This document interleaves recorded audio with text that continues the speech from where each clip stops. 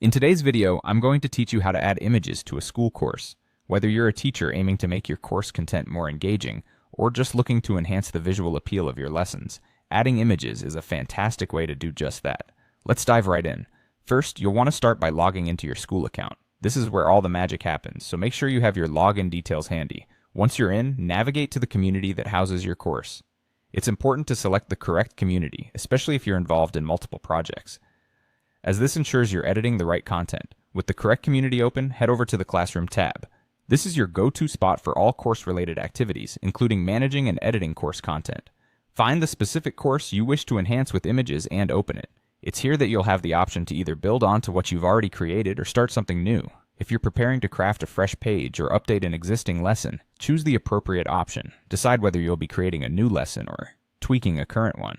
After that decision, click on the pencil icon, which serves as the edit button. This icon will open up the lesson editor where all the editing magic unfolds. In the lesson editor, you'll have various tools at your disposal. To introduce an image, look for the option specifically marked for images. If your browser supports it, there's also the straightforward option of dragging and dropping your chosen image directly into the editor. This provides a quick and easy method to add visuals without fumbling through menus. Next, select the image you would like to upload from your computer. Take a moment to ensure that the image is clear, appropriate, and complements your lesson. Once you've got the image ready and uploaded, consider adding captions or any explanatory text that might help clarify or enhance the image's context within your lesson.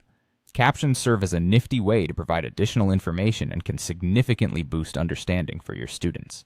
After you finalize the image and any accompanying text, make sure to click Save. This preserves all the hard work you've just put in. Now, before your improvements go live for students to see, don't forget the publish step. By publishing the lesson, all changes are set and officially part of your course.